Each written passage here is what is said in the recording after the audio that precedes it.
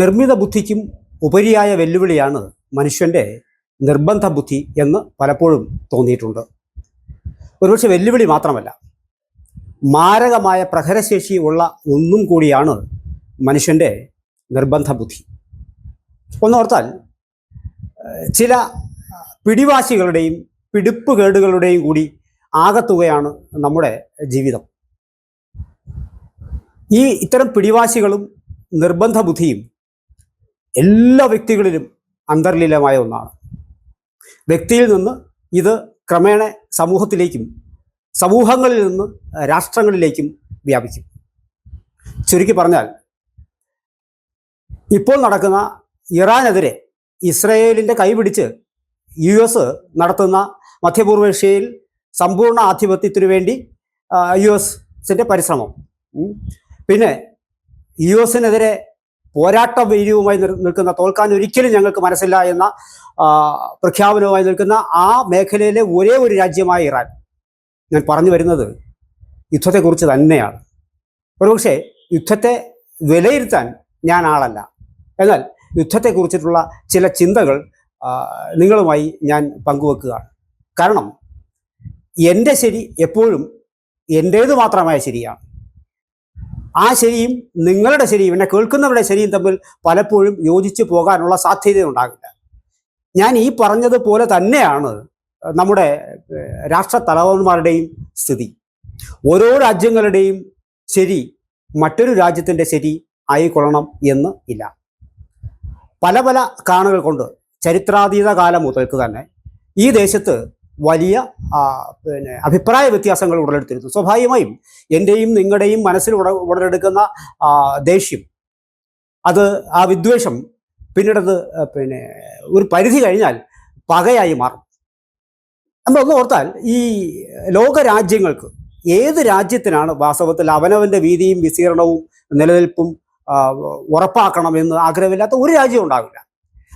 അതുകൊണ്ടാണ് ഞാൻ നേരത്തെ നിങ്ങളോട് സംസാരിച്ചത്, ഒരുപക്ഷെ യുദ്ധത്തിൻ്റെ ശരിതെറ്റുകളെക്കുറിച്ച് വിലയിരുത്താൻ ഞാൻ ആളല്ല എന്ന് പറഞ്ഞത് അതുകൊണ്ടാണ്. എപ്പോഴും മനുഷ്യൻ ഒന്നോർക്കണം, മനുഷ്യൻ തന്നെ നിർമ്മിച്ചെടുത്തതായ ഈ വലിയ പുരോഗതിയും മൂല്യങ്ങളും മനുഷ്യാവകാശ പ്രസ്ഥാനങ്ങളും അതിൻ്റെ ട്രീറ്റീസും സമാധാന ഉടമ്പടികളും UN രക്ഷാ കൗൺസിൽ അതിൻ്റെ മറ്റ് ഉടമ്പടികൾ, ഇവയൊക്കെ തന്നെ ആധുനിക ലോകം കാറ്റിൽ പറത്തുന്ന ഒരു സ്ഥിതിവിശേഷമുണ്ട്.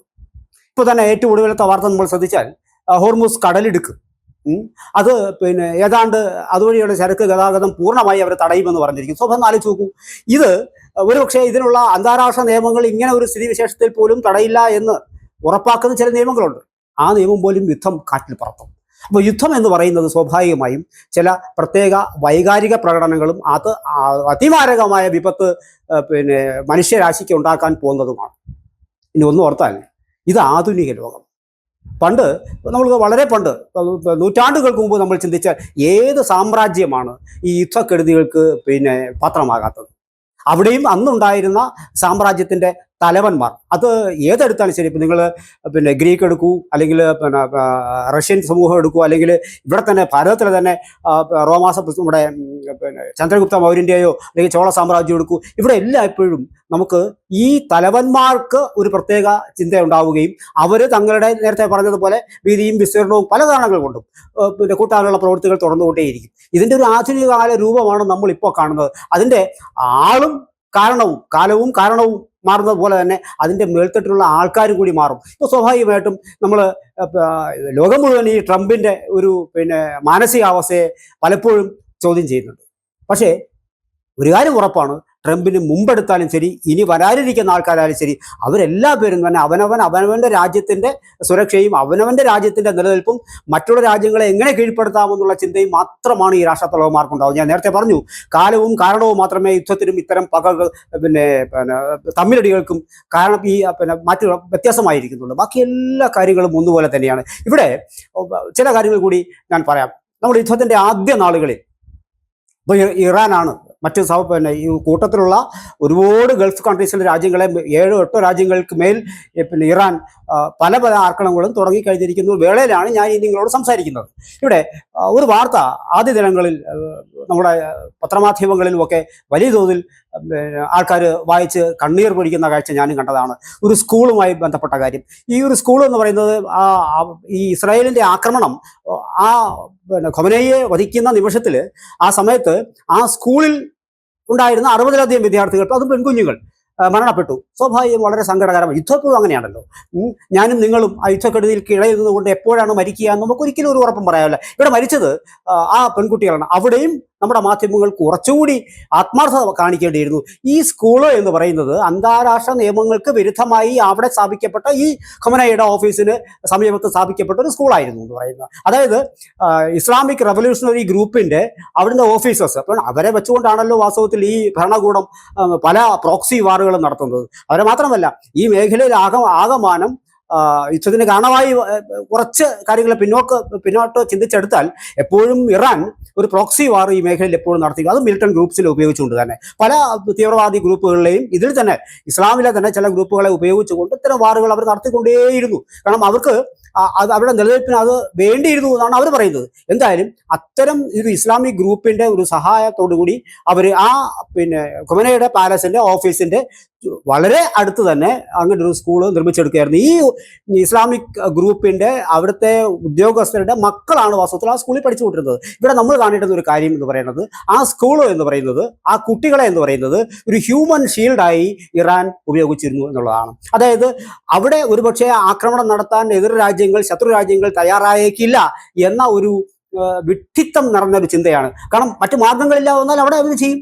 സ്വാഭാവികമായി ഈ കുട്ടികളെ ഉപയോഗിച്ചുകൊണ്ട്, ഈ സ്കൂൾ അവിടെ ഉള്ളതുകൊണ്ട്, ഈ പെൺകുഞ്ഞുങ്ങൾ അവിടെ ഉള്ളതുകൊണ്ട് സ്വാഭാവികമായും ഒരു ആക്രമണം ആ മേഖലയിൽ ഉണ്ടാകില്ല. അവിടെ താൻ സുരക്ഷിതനാണ് എന്ന് ഖൊമനേയിക്ക് ഒരുപക്ഷെ തോന്നിയിട്ടുണ്ടാവാം. ഒരുപക്ഷെ അല്ല, ആ സ്കൂൾ അവിടെ നിലനിൽക്കുന്നിടത്തോളം കാലം, അവിടെ പ്രവർത്തിച്ചുകൊണ്ടിരിക്കുന്നിടത്തോളം കാലം ഇത് നമുക്ക് അങ്ങനെയേ ചിന്തിക്കാൻ കഴിയും. ആ സ്കൂളിലാണ് ഈ ബോംബ് വന്ന് പതിച്ചത്. സ്വാഭാവികമായിട്ടും ഇത്തരം കാര്യങ്ങളിൽ ഇന്റർനാഷണൽ നിയമങ്ങൾ, അന്താരാഷ്ട്ര നിയമങ്ങളുണ്ട്. ഈ ഇത്തരം ഒരു സ്കൂൾ ഉണ്ട് എങ്കിൽ അവിടുത്തെ ഉദ്യോഗസ്ഥർ, സർക്കാരിന് വേണ്ടി പ്രവർത്തിക്കുന്ന അല്ലെങ്കിൽ സൈനിക ഉദ്യോഗസ്ഥർക്കും ഒക്കെയുള്ള സ്കൂളുകളൊക്കെ എല്ലായിടത്തും ആകാം. പക്ഷേ ആ സ്കൂളിന്റെ ദൂരപരിധി സംബന്ധിച്ചിട്ട് വളരെ വ്യക്തമായ നിർദ്ദേശങ്ങളുണ്ട്. ആ നിർദ്ദേശങ്ങൾ പാലിക്കാതിരുന്ന ഇറാനാണ് ആദ്യ കുറ്റക്കാരൻ എന്ന് പറയുന്നത്. അവിടെ ഞാൻ യുദ്ധത്തെക്കുറിച്ചല്ല, ഇത്തരം ചില കാര്യങ്ങളെ കുറിച്ചിട്ടാണ് ഞാൻ എൻ്റെ നിലപാട് വ്യക്തമാക്കുന്നത്. അവിടെ നമ്മുടെ മാധ്യമങ്ങൾ തന്ത്രപരമായി കുഞ്ഞുങ്ങൾ മരിച്ചു എന്നുള്ളത് മാത്രമേ കാട്ടിക്കൂട്ടിയുള്ളൂ, പിന്നെ പത്രവാർത്തകൾ എഴുതി വെച്ചിട്ടുള്ളൂ. പക്ഷേ ബാക്കിയൊന്നും തന്നെ അവർ പറയാൻ തയ്യാറായില്ല. ഈ സ്കൂൾ ആരുടേതാണ്, എങ്ങനെയാണ് പ്രവർത്തിച്ചു പോകുന്നത്, ഏതെങ്കിലും നിയമത്തിൽ ഈ സ്കൂളിൻ്റെ പ്രവർത്തനത്തിൽ അവരെ സഹായിച്ചിരുന്നു, ഒന്നൊന്നും നമ്മൾ നോക്കുന്നില്ല. സ്വാഭാവികമായും ഇത്തരത്തിൽ ഒരു പ്രോക്സി വാർ, അപ്പോൾ ഈ കുട്ടികളെ ഒരു ായിട്ട് ഉപയോഗിച്ചെന്നുള്ള അവിടെ മാറ്റി നിർത്തട്ടെ, ഒരു പ്രോക്സി വാർ നടത്താൻ പലപ്പോഴും ഈ ഇറാൻ തയ്യാറായിരുന്നു. അത് കാരണം എന്ന് പറയുന്നത് പല പല കാര്യങ്ങൾ നമുക്ക് ചരിത്രാതീത കാലം മുതൽ ഇപ്പോൾ പിന്നെ എന്താണ് ഈ ഷായുടെ ഭരണകൂടത്തെ പിന്നെ അതിനുശേഷം വന്ന ഖൊമനേയിയുടെ ഭരണകൂടം, അല്ലെങ്കിൽ ഇറാനിൽ തന്നെ അവരുടെ വിപ്ലവ സഹയാത്രികരെ അവർ ഒരു നിമിഷം കൊണ്ട് തുടച്ചു നീക്കിയ ഒരു സാഹചര്യം അവിടെ ഉണ്ടായിരുന്നു. അപ്പോൾ എന്നിട്ട് അങ്ങനെ സാഹചര്യം ഉള്ള സമയത്ത് തന്നെയാണ് നമ്മുടെ ഇവിടുത്തെ കമ്മ്യൂണിസ്റ്റുകൾ അവിടുത്തെ കമ്മ്യൂണിസ്റ്റുകളെ കമ്മ്യൂണിസ്റ്റുകളോട് പണ്ട് ചെയ്ത കാര്യങ്ങളെല്ലാം മറന്ന് അവർക്ക് വേണ്ടി ഇപ്പോൾ കണ്ണീരൊഴുക്കുന്നത്. സെയിം തിങ് മറ്റു അതേ കാര്യം തന്നെയാണ് സംഭവിച്ചത് ഇവിടെ പിന്നെ സദാം ഹുസൈൻ്റെ കേസിലും. അതും നമ്മുടെ കമ്മ്യൂണിസ്റ്റുകൾ പിന്നെ കണ്ണീരൊഴുക്കി. ഇവിടെ നമ്മൾ ഒന്നുണ്ട് കാര്യങ്ങൾ, ഇപ്പോൾ ഏറ്റവും ഒടുവിലായിട്ട് ബ്രിട്ടൻ ഒരു അഭിപ്രായം പറഞ്ഞിട്ടുണ്ട്. അത് ഇപ്പോൾ ഇന്ന് മറ്റുമാണ് എൻ്റെ ശ്രദ്ധയിൽ അഭിപ്രായപ്പെട്ടത്. കാരണം ഈ അധികാര കൈമാറ്റം എന്ന് പറയുന്നത് ആകാശത്ത് കൂടി വരേണ്ടതല്ല എന്നാണ് പറയുന്നത്. അത് നിങ്ങൾ ഓർക്കണം, ഒരു രാജ്യത്തിൻ്റെ, അതൊരു കുഞ്ഞു രാജ്യമായിക്കൊള്ളട്ടെ, ഏറ്റവും ചെറിയ രാജ്യമായിക്കോട്ടെ, ഏറ്റവും വലിയ രാജ്യമായിക്കോട്ടെ, ഇതിൻ്റെ മേധാവി പിന്നെ നേതൃസ്ഥാനത്തേക്ക് വരുന്ന ആൾക്കാർ ഒട്ടും ചില്ലറക്കാരായിരിക്കില്ല. തന്ത്രപരമായ സമീപനം അവർക്ക് എടുക്കാനും കഴിയും. ഇപ്പോൾ തന്നെ ഇറാന്റെ കൈകോർത്ത് നിന്നു എന്ന് പറയുന്ന രാജ്യങ്ങൾ, അവർ പോലും ഡയറക്റ്റായിട്ട് യുദ്ധം വരുമ്പോൾ പെട്ടെന്ന് തന്നെ ഒരിക്കലും ഇറാന് പിന്തുണ പ്രഖ്യാപിച്ച് വരില്ല. ചൈന എത്ര കണ്ടു വന്നു, റഷ്യയൊക്കെ ഇനി പതിയെ ചില അഭിപ്രായ പ്രകടനങ്ങളായിട്ട് മുന്നോട്ട് വരുന്നുണ്ട്. പക്ഷേ ആദ്യം അടികൊള്ളേണ്ടതും ആദ്യത്തെ ഒരു 3-4 ദിവസം അല്ലെങ്കിൽ ഒരു 1-2 ആഴ്ച ഇവർ ഒറ്റയ്ക്ക് നിന്ന് പോരേണ്ടതായിട്ട്. നമുക്ക് പണ്ടൊരു ചൊല്ലുണ്ട്, പിന്നെ തനിക്ക് താനും പുരയ്ക്ക് തൂണും എന്ന് പറയുന്നത്. നമുക്കിവിടെ പാകിസ്ഥാൻ്റെ യുദ്ധം നടന്ന സമയത്ത്, പാകിസ്ഥാൻ നമ്മുടെ ഈ അടുത്ത കാലത്ത് സംഭവിച്ച ഇന്ത്യ പാക് യുദ്ധ സമയത്ത് അവിടെ ഒരിക്കലും പിന്നെ പാകിസ്ഥാനെ ചൈന അന്ന് സഹായിക്കില്ല. ഒരിക്കലും അങ്ങനെ ഉണ്ടാകില്ല. അതാണ് ഞാൻ പറഞ്ഞത്, അവനവൻ്റെ ദുഃഖം അവനവൻ്റെ മാത്രം ദുഃഖമായി അവശേഷിക്കുന്ന ഒരു സംഭവവിശേഷത്തിനായിരിക്കും യുദ്ധം തുടക്കമിടുക എന്ന് പറയുന്നത്. അതുകൊണ്ടാണ് യുദ്ധം ഇത് നമ്മുടെ ഇപ്പം മുമ്പേ സൂചിപ്പിച്ചു, ചരിത്രാതീത കാലം മുതൽ തന്നെ ഈ നമ്മുടെ നേതൃസ്ഥാനം വഹിച്ചിരുന്ന ആൾക്കാരൊക്കെ നമ്മൾ എടുത്ത് ചകഞ്ഞ് പരിശോധിച്ച് കഴിഞ്ഞാൽ നമുക്ക് കിട്ടുന്ന റിസൾട്ട് ഇത് തന്നെയാണ്. ആരും മോശക്കാരായിരുന്നില്ല, ഇന്നലെയും മോശക്കാരായിരുന്നില്ല, ഇന്നും മോശക്കാരായിരിക്കില്ല, നാളെയും മോശക്കാരായിരിക്കില്ല. നമ്മൾ ചില സാമ്രാജ്യങ്ങളുടെ പേര് പറഞ്ഞു. നമുക്കിപ്പോൾ പലപ്പോഴും നമ്മൾ അലക്സാണ്ടർ ചക്രവർത്തി എടുക്കുക, നിങ്ങൾ ഹിറ്റ്ലറെ എടുക്കുക, നെപ്പോളിയൻ എടുക്കുക. അത് ഞാൻ നേരത്തെ ഒരു വാക്ക് സൂചിപ്പിച്ചിരുന്നു, ചില പിടിവാശികളുടെയും പിടിപ്പുകേടുകളുടെയും. ഇപ്പം നെപ്പോളിയൻ ഇങ്ങനെയുള്ള ചില പോൾപോട്ടിനെ എടുക്കുക. ഇവർക്കെല്ലാം തന്നെ ലോകത്തെ മുഴുവൻ തൻ്റെ കാൽ കീഴിൽ വരുത്തണം എന്ന് ചിന്തിച്ചു കൊണ്ട് പൊക്കുവരുന്ന ചില ആൾക്കാരുണ്ട്.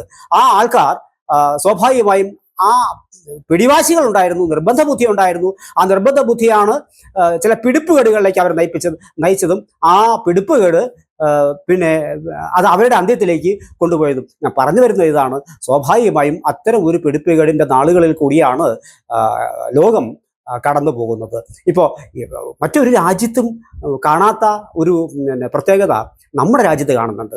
നമ്മുടെ രാജ്യത്തിൽ നിന്ന് ഇപ്പോൾ 23-ാം തീയതിയാണെന്ന് എൻ്റെ ഓർമ്മ, ഈ യുദ്ധം പൊട്ടിപ്പുറപ്പെടുന്നതിന് മുമ്പ് നമ്മുടെ പ്രധാനമന്ത്രി വിദേശത്തേക്ക് പോയിരുന്നു, ഇസ്രായേലിലേക്ക് പോയിരുന്നു.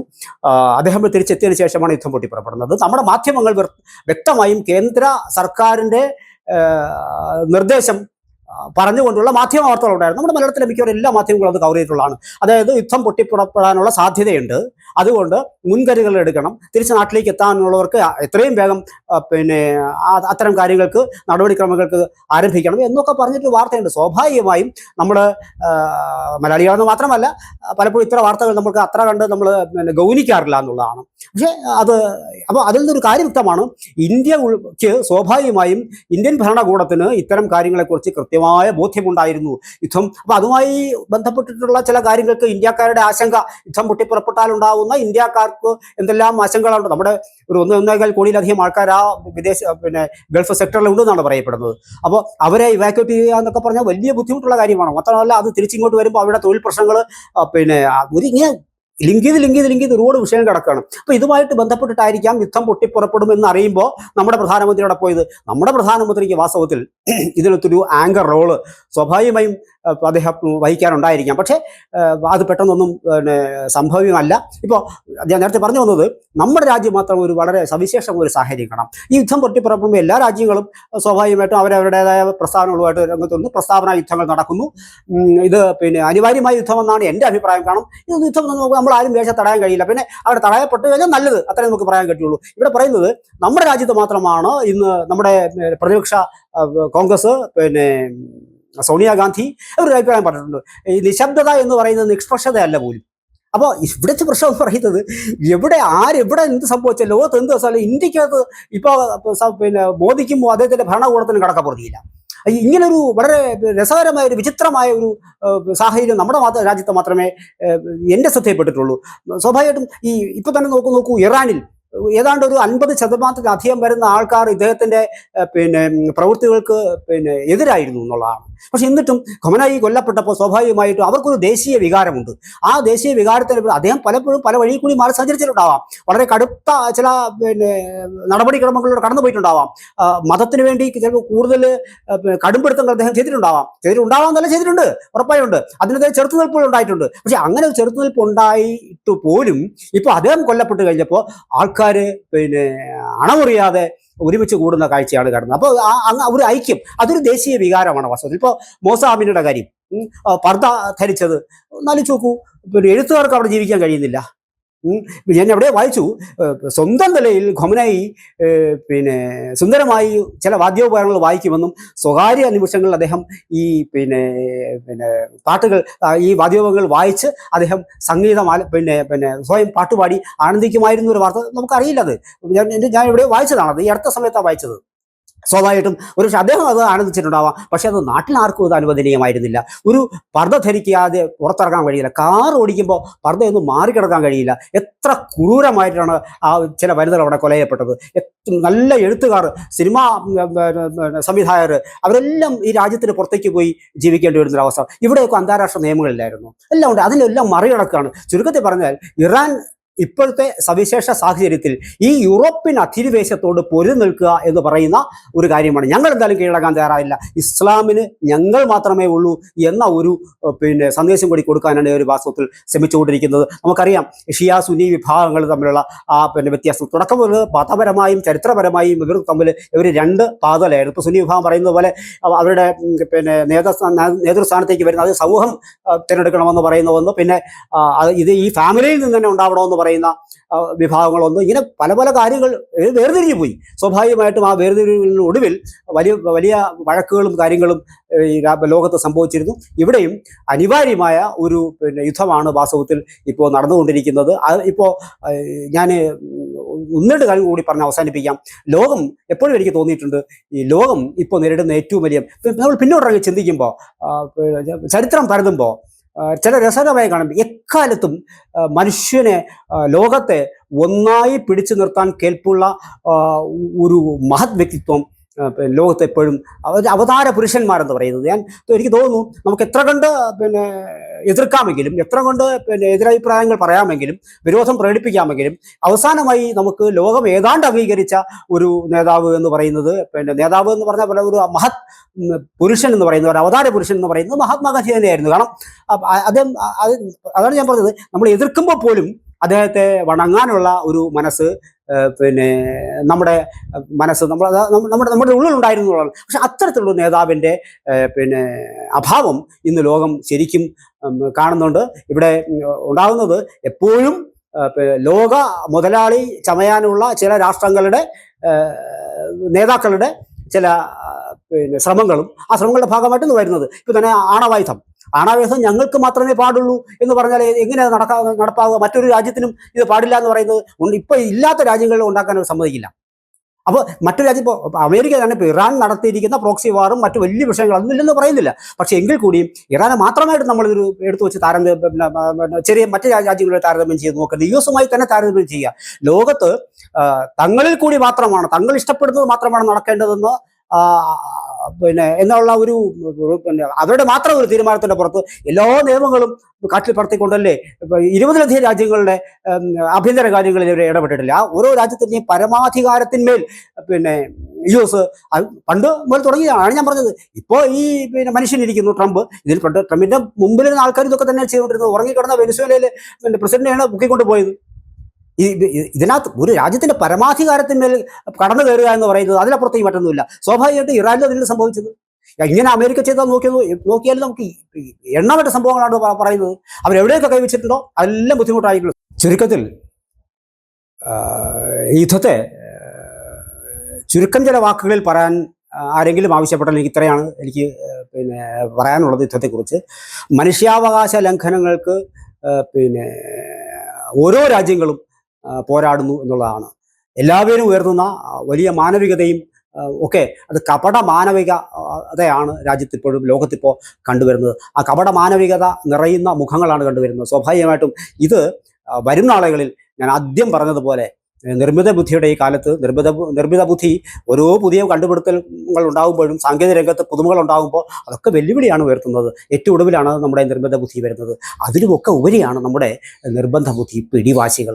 ഈ പിടിവാശികൾ ലോകം ഒന്നായി ഒരുമിച്ചിരുന്ന് കൈകൊടുത്ത്, ഒരുപക്ഷെ അത് അസംഭവ്യമെന്ന് തോന്നുകയേക്കാം, അങ്ങനെയുള്ള ഒരു നാള് അത് ഉണ്ടാകാത്ത പഴയ എത്രയോ ഉടമ്പടികളുണ്ട്. ആ എല്ലാ ഉടമ്പടികളെയും കാറ്റിൽ പറത്തുന്നതിന് വേണ്ടിയുള്ള തീവ്ര ശ്രമങ്ങളിലാണ് ഓരോ രാജ്യവും ഓരോ ഈ രാഷ്ട്ര നേതാവും. സ്വാഭാവികമായിട്ട് അതിനുപരിയായി പുതുപുത്തൻ നിയമങ്ങൾ വരട്ടെ.